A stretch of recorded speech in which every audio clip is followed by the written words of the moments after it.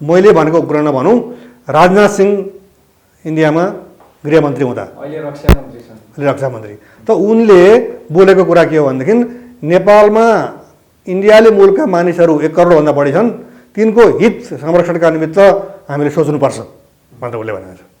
अनि तिनले के चाहन्छन् त अब हामी नेपालमा नबस्ने, अब त्यहाँ चाहिँ विद्रोह भयो, अब त्यहाँ इन्डियाली नागरिक नै हुन्, इन्डियाली नागरिक भएको हुनाले त्यहाँ हात हतियारका निमित्त उनीहरूलाई अप्ठ्यारो भएन, किनभने सीमा पारिबाट ल्याउन सक्ने भए। र यो जुन परिपञ्च रचेको हो इन्डियाले, त्यो परिपञ्चलाई हामीले बुझेनौँ। किसान फ्रेन्डसिप ट्रिटी इन्डिया र नेपालको बिचको अथवा नेपाल र इन्डियाको बिचको भन्ने कुरा चाहिँ छ, 10 सूत्रीय सन्धि हो भन्ने छ। तर त्यो सन्धिभन्दा घातक चाहिँ त्यो सन्धिसँगै लेटर अफ एक्सचेन्ज भन्ने चाहिँ 5 सूत्रीय अर्को चाहिँ पत्राचार छ। त्यो पत्राचार चाहिँ झन घातक छ। ग्रेटर नेपाल राष्ट्रवादी मोर्चाका संयोजक फणीन्द्र नेपालजी, यहाँलाई नागरिक अनलाइन टिभीमा हार्दिक स्वागत छ सर। अर्जुनजीलाई धन्यवाद। आज तपाईसँग कुराकानी गर्दै गर्दा नेपाल र भारत बीच भएको 1950 को सन्धि, जसलाई हामी असमान सन्धि, एकपक्षीय सन्धि भन्छौँ, त्यो सन्धि गरेको दिन जुलाई 31, 1950, त्यो हिसाबले गर्दाखेरि 72 वर्ष चान्चुङ पुरा भएको अवस्था हो। अब यो 1950 को सन्धि खारेज हुनुपर्छ, यो चाहिँ एकदमै विभेदकारी छ भनिन्छ। अहिलेसम्म पनि यो लागू छ, यहाँले कसरी हेरिराख्नु भएको छ? यसैबाट सुरु गरौँ न। धन्यवाद अर्जुनजी। अब 1950 जुलाई 31 तारिखमा नेपाल र इन्डियाका बिचमा भएको सन्धि, जसको समयावधिको हिसाब गर्ने हो भने 72 वर्ष पुरा भएर 73 वर्ष अनि आजदेखि प्रवेश गरेको सन्दर्भ जुन छ, यो विडम्बना भन्ने कि अब हास्यास्पद अवस्था भन्ने कि असमञ्जसपूर्ण स्थिति भन्ने कि एकपक्षीय भन्ने, असमान भन्ने त हामी हौँ नि।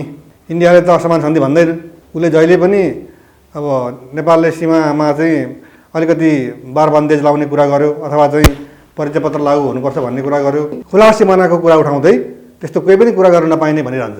अनि मैले भन्न खोजेको कुरा के भने, हामी एकपक्षीय रूपमा यसलाई एकपक्षीय असमान भनिरहेका छौँ, तर इन्डियाले सुनेको छैन। अब यतिसम्म सुनेन कि ऊ समेत संलग्न भएर इपिजी गठन भयो नि। उसले प्रतिवेदन पनि बुझाइसक्यो। अब पहिले चाहिँ इन्डियाको प्रधानमन्त्रीलाई बुझाउने, उता बुझाइसकेपछि नेपालको प्रधानमन्त्रीलाई पनि बुझाउने भनेर तत्कालीन प्रधानमन्त्री केपी शर्मा ओलीको पालामा नै प्रतिवेदन बुझाउने कुरा चलिरहेको थियो। तर मोदीले समय नदिएको हुँदा, समय नदिएको किनभने नबुझेको हुँदा यतापट्टि बुझ्ने कुरा भएन। अब किन असमान छ भन्ने कुरा चाहिँ त्यो इपिजी प्रतिवेदनमा चाहिँ 1950 को सन्धिमै केन्द्रित रहेर त्यसमा के परिवर्तनहरू गर्नुपर्छ, थप कुराहरू के हुनुपर्छ भन्ने विषय समाविष्ट छ। त्यसकारणले इन्डियाले त्यो कुरालाई रुचाएन भन्ने कुरा बाहिर आएको छ, आयो अथवा सेलाइ पनि सक्यो। र अब हामीले चाहिँ केमा केन्द्रित भएर कुरा गर्न आवश्यक म ठान्छु भने, किन इन्डिया चाहिँ 1950 को सन्धि 73 वर्ष पुगिसक्दाखेरि पनि समयानुकूल परिवर्तन गरौँ भन्दाखेरि चासो राख्दैन। उसले हामीलाई के भन्छ भनेदेखि, तिमीहरू सक्छौ भने त्यहाँ चाहिँ 10 सूत्रीय सन्धिमा अन्तिम धारामा सम्भवतः के लेखेको छ भने, कुनै पनि मुलुकले 1 वर्षको भाका दिएर यो सन्धि रद्द गर्न सक्नेछ। विपक्ष आइदर नेपाल और इन्डिया, भारत, दुवै मुलुकले। उसले चाहिँ हामी माथि त्यस्तो प्रश्न तेर्स्याउँछ, तिमीहरू गर्छौ भने गर, तर त्यो सन्धि समाप्त भइसकेपछि नयाँ सन्धि नहुन्जेलको अवस्था के हो त्यो पनि विचार गर भनेपछि त अब धम्कीको भाषा भयो त्यो। अब शान्ति तर मैत्री शान्ति भन्ने, अनि अब मैत्रीको कुरा पनि छैन, शान्तिको कुरा पनि छैन। इन्डियाले चाहँदा शान्ति र मैत्री भयो, उसले नचाहँदाखेरि अब अशान्ति पनि अब शत्रुता पनि सँगसँगै अगाडि बढेर गइरहेको हामीले पाएका छौँ। अब त्यसकारणले अर्जुनजी म चाहिँ के भन्छु भने, यो असमान हो।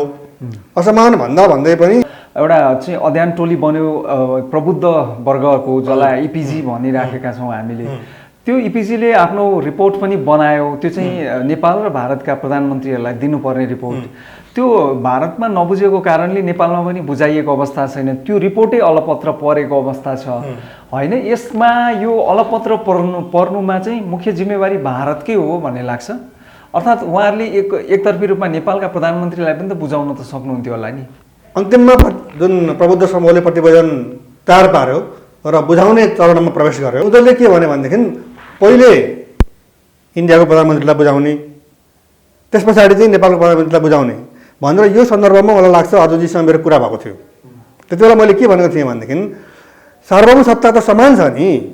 इन्डिया ठुलो छ, इन्डियाको प्रधानमन्त्रीलाई पहिले बुझाउने, नेपाल सानो छ, नेपालकोलाई चाहिँ इन्डियालाई बुझाइसकेपछि यता बुझाउने। अब त्यहाँ के छ भन्ने कुरा त इन्डियाको प्रधानमन्त्रीलाई बुझाइसकेपछि त्यो विषयपछि सर्पष्ट भइहाल्यो। अब नेपालको प्रधानमन्त्रीलाई बुझाइरहनुको अर्थ नै खासै देखिँदैन, किनभने प्रतिवेदन बुझायो भन्ने कुरा चाहिँ हो, तर के भने विषयवस्तुको जुन सार हो, जुन गम्भीरता हो, अथवा जुन तथ्य हो, त्यो कुरा त इन्डियाको प्रधानमन्त्रीले बुझाइसकेपछि बाहिर आइसक्छ। मैले त्यति बेला के भनेको थिएँ भनेदेखि नेपालको समूहको तर्फबाट नेपालको प्रधानमन्त्रीलाई, इन्डियाको चाहिँ प्रबुद्ध समूह जुन इन्डियाको तर्फबाट छ उसले चाहिँ इन्डियाको प्रधानमन्त्रीलाई एउटै समयमा बुझायो भने त कुरै साफ छ, सिद्धिन्थ्यो। तर अब के गर्ने सर, भारतले नै मान्दैन यो एउटा रिपोर्ट? होइन, हाम्रो कमजोरी के हो भने ऊ चाहँदैन। अनि हामी के गर्छौँ, हामी चाहिँ नेपालीमा एउटा भनाइ छ, निच मारेर बस्नु भनेको हामी चाहिँ वास्ता नगर्ने। उसले मानेन, अब के गर्ने भनेर चुप लाएर बस्ने, टार्दै जाने।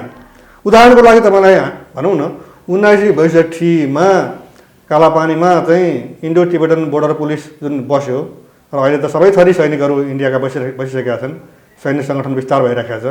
त 62देखि आजसम्म 60 वर्ष हो। एउटा कर्मचारी नेपालमा चाहिँ कुनै कर्मचारी छ भने त्यो 58 वर्षमा त नेपाल सरकारमा जागिर खाएर अवकाश उमेरको हदले होइन, त्यसबाट पनि 2 वर्ष बढी भइसक्यो। मैले भन्न खोजेको हामी त्यो समस्यालाई त टाङ्दै यहाँसम्म आइसक्यौँ। एउटा देशको भूभाग अर्को देशमा परेको छ, अर्को देशले कब्जा गरेको छ, त्यो ठाउँमा उसले आफ्नो सेना राखेको छ, त्यो ठाउँमा हाम्रो जमिनमा उसले बाटो बनाएको छ। त्यो कुरा त हामी चाहिँ टुङ्गोमा पुर्याउनुको निमित्त चासो राख्दैनौँ, लगातार केही गर्नु पऱ्यो भन्दैनौँ।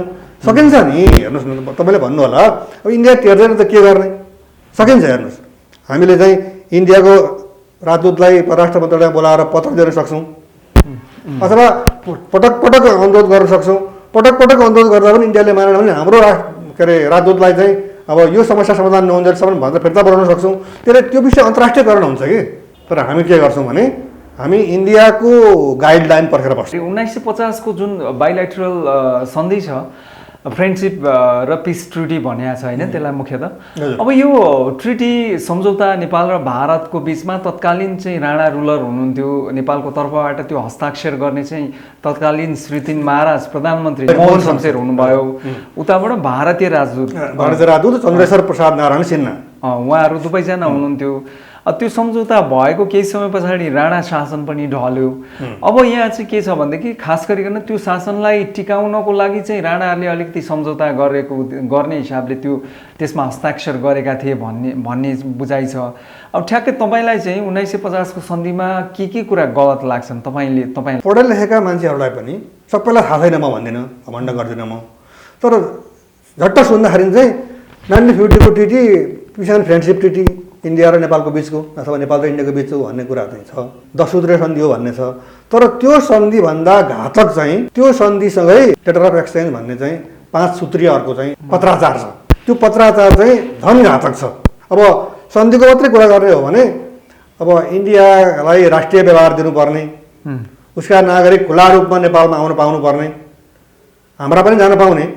तर कुरा के हो भनेदेखि अहिलेको हिसाबमा झन्डै 1 अरब 30 करोड जनसङ्ख्या भएको इन्डियाबाट 1% मात्रै इन्डियन नागरिकहरू नेपालमा आउने भए कति हुन्छ भन्दाखेरि 1 करोड 30 लाख हुन्छ। हाम्रा मान्छे जाने भए हाम्रो पनि 1% नै जाने भए उतापट्टि 3 करोडको 3 लाख 3 लाख हजुर सरी 3 लाख जाने भए, उतापट्टिबाट 1 करोड 30 लाख आउने भए, हाम्रोबाट चाहिँ 1% को हिसाबले 3 लाख जाने भए।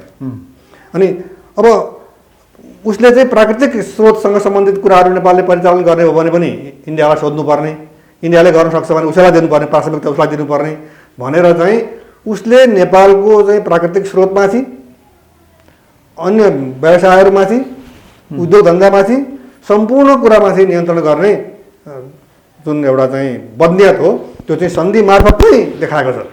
तर हामीले चाहिँ के भने अब हामी त कम्पिटिसन गर्न सक्दैनौँ नि।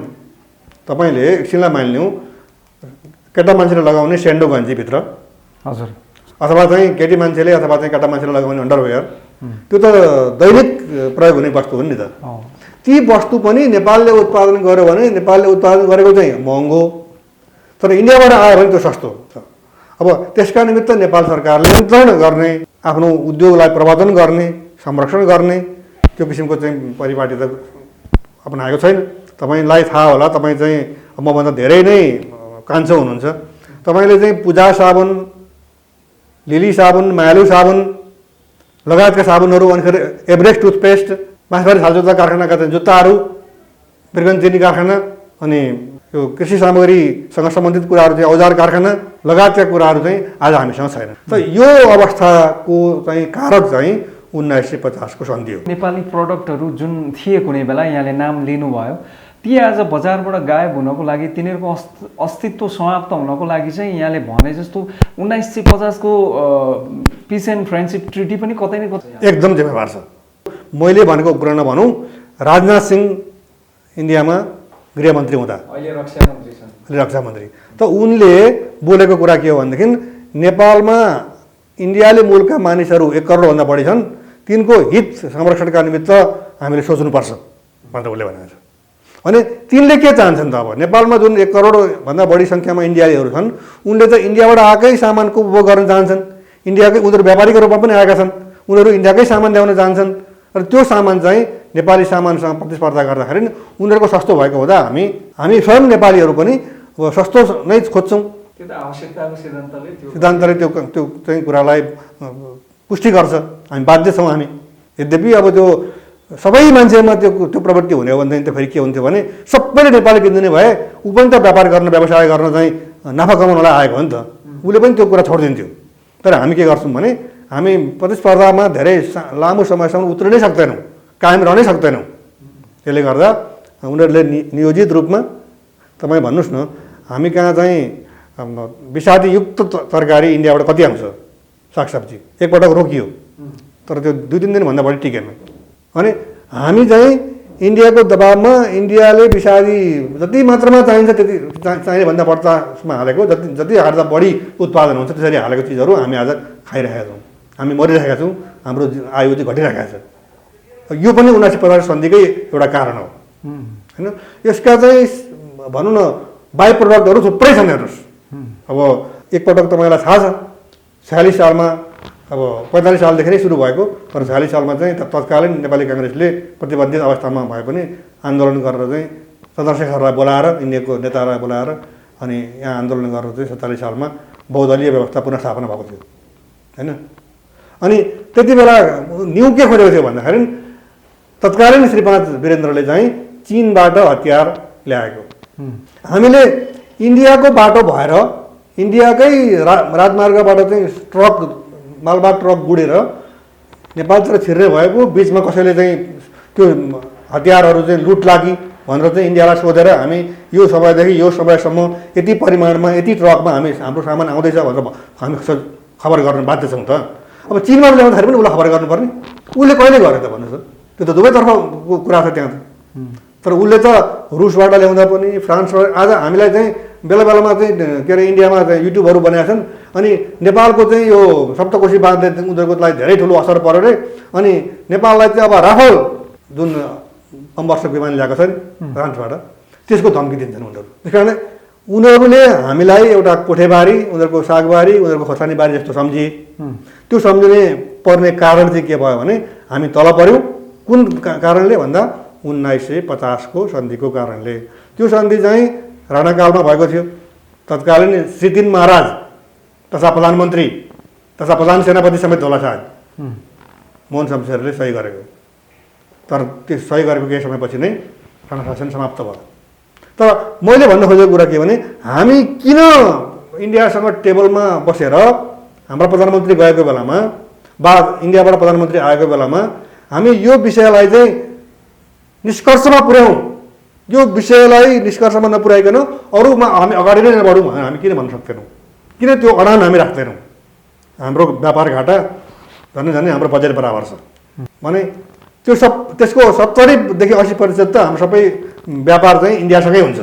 हजुर, यसले के बुझाउँछ भने कति ठुलो परिमाणमा इन्डियासँग नेपालको व्यापार छ अथवा इन्डियाले सामान नेपालमा बेच्छ, त्यो त उसको स्वार्थ हो नि। भोलि 12-13 खरब रुपियाँ चाहिँ 14-15 खरब रुपियाँ चाहिँ नेपालले इन्डियासँग सामान नकिनेर तेस्रो विश्वसँग किनभने हामीले त डलरबाट आइसी किनेर हामीले सामान किन्दैछौँ। हामी किन आइसी किन्ने डलरले? हामी डलरले बाहिरबाट सामान किन्ने भनेर हामी लाग्ने हो भनेदेखि त इन्डिया पनि आफ्नो साइजमा आउँछ नि त, र हामी त्यो गर्दैनौँ।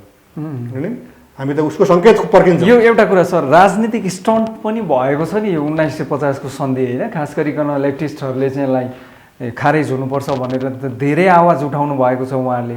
अनि कहिले पनि तर अब यति चाहिँ कम्युनिस्टहरू बारम्बार चाहिँ सत्तामा पनि पुगे होइन, कङ्ग्रेसको भन्दा पनि कम्युनिस्टको यसमा अलिकति उग्र चाहिँ विरोध देखिन्छ। त्यो अहिलेसम्म पनि उहाँले केही त्यसको लागि पहल गरेको देखिँदैन। इपिजीको कुरा तपाईँले गरिहाल्नुभयो भनेपछि यो राजनीतिक दलहरूले असमान सन्धि भन्ने चाहिँ यो भोट तान्ने बाटो मात्रै हो कि के हो? अहिलेसम्म त्यही देखियो। तपाईँलाई म एउटा मात्रै कुरा गर्छु। यहाँ नेपालमा डेमोक्रेटहरूभन्दा कम्युनिस्टहरू आफूलाई हामी उनीहरूभन्दा बढी राष्ट्रवादी हौँ, हामी नै राष्ट्रवादी हौँ, हामी असलै राष्ट्रवादी हौँ भन्छन् नि उनीहरू होइन। हजुर। तर 1950 को सन्धिको धारा 8मा यो सन्धि हुनुभन्दा अगाडि नेपाल र बेलायतका बिचमा जति पनि सन्धि सम्झौताहरू भएका छन्, सहमति पत्रहरू भएका छन्, ती सबै रद्द हुन्छन् भनेको छ। ती सबै भनेपछि सुगौल सन्धि पनि रद्द हो। सुगौल सन्धि रद्द हुनु भनेको नेपालको सिमाना फेरि पनि टिस्टादेखि सतलज काङ्गडासम्म पुग्नु हो। किनभने त्यो कुरा चाहिँ धारा 1मा नेपाल र इन्डियाले दुवै देशको टेरिटोरियल इन्टिग्रिटी र फुल सोभरेन्टीलाई स्वीकार गर्छन् भनेको छ।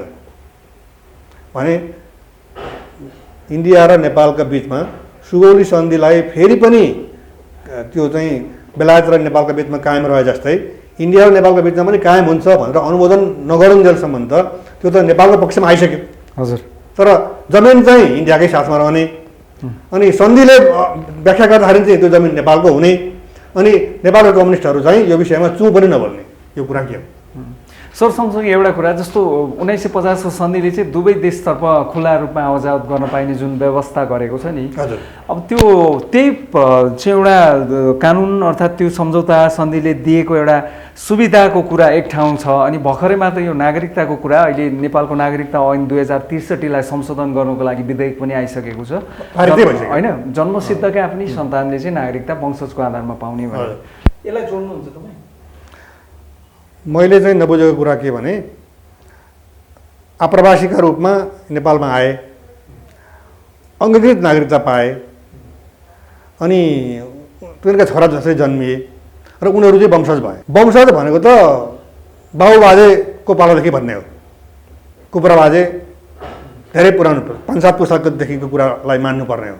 त यहाँ के छ भने यहाँ चाहिँ नेपालमा इन्डियालीहरूले नागरिकता पाएर नेपाली नागरिकताको प्रमाणपत्र लिएर बसिसकेपछि उनीहरूको उद्देश्य भनेको राजनीतिमा हात हाल्ने, राजनीतिक प्रयोजनका निमित्त नै यो काम भइरहेको छ। किनभने इन्डियाले चाहिँ नेपालमा पठाएका इन्डियाली नागरिकहरूलाई नेपाली नागरिकताको प्रमाणपत्र दिलाइसकेपछि र उनीहरू चाहिँ नेपालमा कम्तीमा 51% पुगे भनिसकेपछि यहाँ भित्र नबचाउने, हामी नेपालमा बस्दैनौँ। जस्तो तराईको मान्छे इन्डियालीको सङ्ख्या बढी भइसकेपछि हामी नेपालमा नबस्ने, अब त्यहाँ चाहिँ विद्रोह भयो। अब त्यहाँ इन्डियाली नागरिक नै हुन्, इन्डियाली नागरिक भएको हुनाले त्यहाँ हात हतियारका निमित्त पनि उनीहरूलाई अप्ठ्यारो भएन, किनभने सीमा पारिबाट ल्याउन सक्ने भए।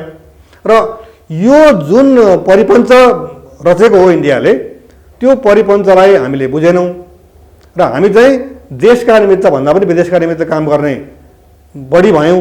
त्यसले गर्दा हामी अब अहिले तपाईँले जुन कुरा भन्नुभयो 63लाई चाहिँ संशोधन गर्न बनेको जुन विधेयक हो यो चाहिँ अहिले प्रतिनिधि सभाबाट पनि राष्ट्रिय सभाबाट पनि पारित भइसक्यो। अब राष्ट्रपतिले खालि लालमोहर लाउनु मात्रै बाँकी छ। लगाइसकेपछि चाहिँ अब त्यति मात्रै होइन, अब एउटा माग गरिएको थियो हाम्रा नेपाली चेलीहरू चाहिँ इन्डिया गएर बिहा गरेर गयो भने 7 वर्षपछि नागरिकता लिने प्रक्रिया सुरु हुन्छ, पाउने होइन। तर हाम्रो चाहिँ बिहा गरेर आउँछन्, उस्तै परे सुहागरात पनि नमनाइकन जिल्ला प्रशासन कार्यालयमा गएर नागरिकताको लागि आवेदन हाल्छन् र उस्तै पर्दाखेरि त्यही दिन नै पनि पाउन सक्छन्। बिहानको चाहिँ सायद परेको रहेछ भने र पारीबाट वारी चाहिँ 11 बजीसम्म आएछन् भने बेलुका 4-5 बजीसम्ममा नागरिकता लिइसक्छन्। अब हाम्रो माग नेकपा एमाले चाहिँ त्यसलाई उठाएको पनि थियो, राख्छु पनि भन्यो। र अहिले आएर चाहिँ अन्तिममा उसले पनि के भने बहुमतबाट त्यो पारित हुँदाखेरि चाहिँ हामी यसको विरोध गर्छौँ, हामी मान्दैनौँ भनेर हुन्न भन्दा हात पनि उठाएन होइन। त्यसले गर्दाखेरि जुन नागरिकताको जुन कुरा तपाईँले उठाउनुभयो, इन्डियाको उद्देश्य भनेको 1950 को सन्धिमा परिवर्तन गर्न नखोज्नु, अहिले नेपालमा नागरिकता आफ्ना नागरिकलाई दिनको निमित्त चाहिँ दबाब दिएर यो विधेयकलाई पास गर्नु, जस्तो हामीले चाहिँ अहिले वर्तमान प्रधानमन्त्रीकी पत्नी आरजु राणा अनि सत्तारूढ दलकै अब नेकपा माओवादी केन्द्रका अध्यक्ष पूर्व प्रधानमन्त्री पुष्पकमल दाहाल प्रचण्ड उहाँहरू दिल्ली जानुभयो नि, उहाँले अपमान पनि भोग्नु, तर उहाँले चाहिँ फर्केर आएर एयरपोर्टमा के भन्नुभयो भने मेरो भ्रमण सफल भयो, म चाहिँ सन्तुष्ट छु पनि भन्नुभयो। कुरा चाहिँ के रहेछ भने यो नागरिकता विधेयक चाहिँ पारित गर्नको निमित्त मन्त्रणा गरेर उहाँलाई पठाइएको रहेछ भन्ने कुरा हामीले बुझ्नु पर्यो। किनभने नत्र त उहाँहरू पनि हिजोसम्म 7 वर्षे प्रावधानलाई मान्दै हुनुहुन्थ्यो, यो हुनैपर्छ भन्दै हुनुहुन्थ्यो, तर आज त्यो हरायो। हुन्छ सर, अमूल्य समय दिनुभयो, निकै नै महत्त्वपूर्ण ऐतिहासिक विषयवस्तुमा यहाँको विचारका लागि म यहाँलाई धेरै धन्यवाद दिन चाहन्छु सर। यो आजको सान्दर्भिक विषयमा कुरा गर्ने अवसर मलाई दिनुभयो, यसका निमित्त म अर्जुनजीप्रति आभारी छु। धन्यवाद।